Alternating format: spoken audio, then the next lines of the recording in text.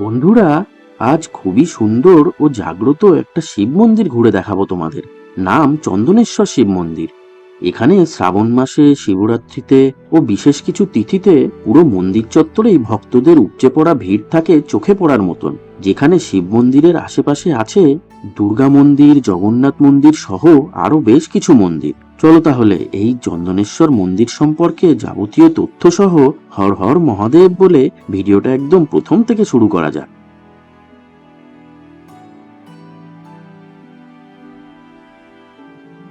চন্দনেশ্বর মন্দিরটি মূলত উড়িষ্যা রাজ্যের বালেশ্বরে অবস্থিত।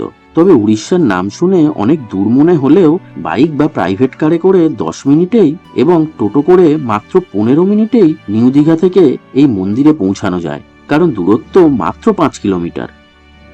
মন্দির প্রাঙ্গণে ঢোকার এরকম 3টি গেট আছে। তবে ঢোকার আগে আশপাশটা দেখাই একটু তোমাদের। গাড়ি নিয়ে আসলে পার্কিংটা মেন গেটের পাশেই পেয়ে যাবে। বিভিন্ন পুজো সামগ্রীর এরকম অনেক দোকান পেয়ে যাবে গেটের সামনের রাস্তায়,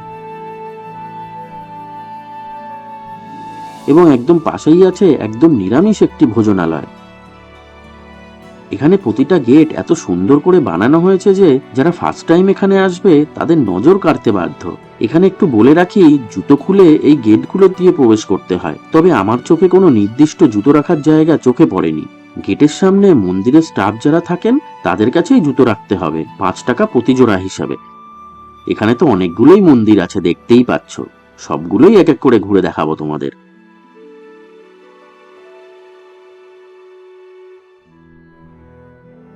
প্রথমে একদম সামনে থেকে মন্দির চত্বরটা একটু দেখাই তোমাদের ভালো করে।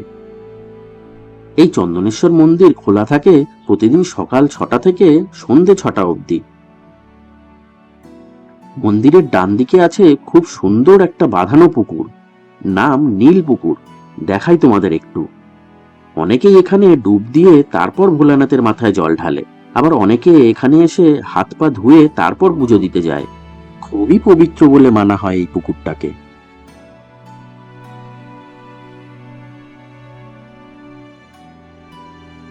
আবার দণ্ডি কেটেও যে পুজো দেওয়া হয় সেটাও দেখে আন্দাজ করতে পারছি। মন্দিরের এই সাইডটাতেও কিছু পুজো সামগ্রীর দোকান আছে দেখছি। এগুলো দেখে আমার দক্ষিণেশ্বর মন্দিরের কথা মনে পড়ে গেল। ওখানেও এরকম অস্থায়ী অনেক দোকানপাট দেখেছিলাম।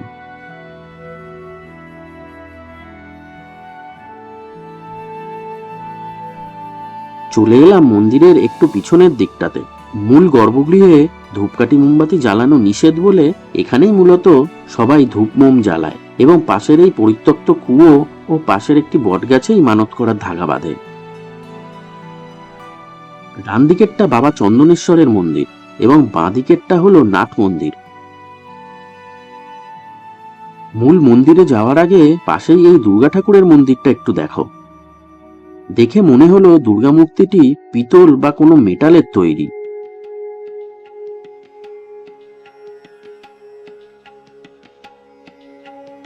চলে এলাম মূল মন্দিরের বাঁদিকে রাধাকৃষ্ণের মন্দিরের সামনে।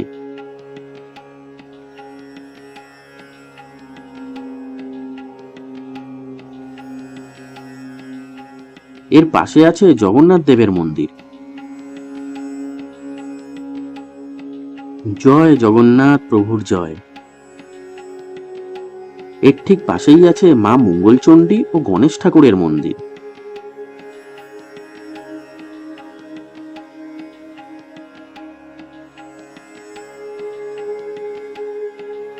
মূল মন্দিরে ঢোকার আগে দর্শন করলাম নন্দী মহারাজের।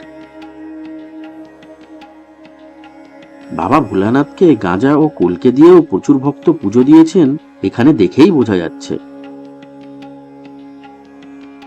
অবশেষে ঢুকে পড়লাম প্রধান গর্ভগৃহে।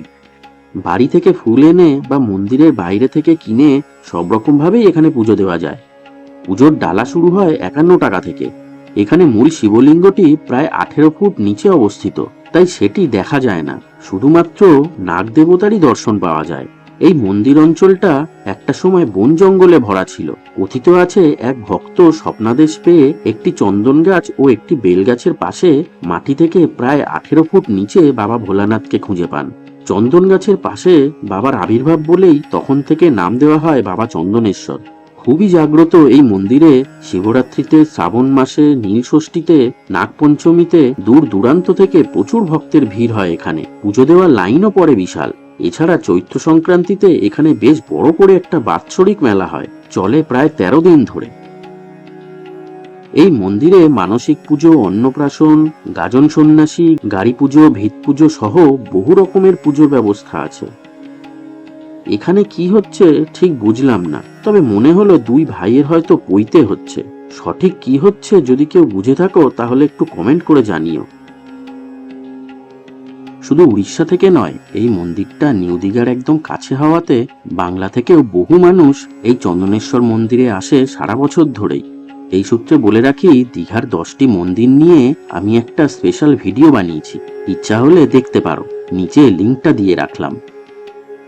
মন্দিরের 1 নম্বর গেটের পাশে একটা বাগান মতন করা আছে, সেখানে দর্শন পেলাম দেবাদিদেব মহাদেবের একটা বেশ বড় মূর্তি। ওম নমঃ শিবায়, হর হর মহাদেব। সবাইকে ভালো রেখো ঠাকুর। দীঘাতে আসলে এই দারুণ চন্দনেশ্বর শিব মন্দিরটা অবশ্যই ঘুরে যেও সবাই। তোমরা কি কখনো এসেছো এই মন্দিরে? কমেন্ট করে জানিও।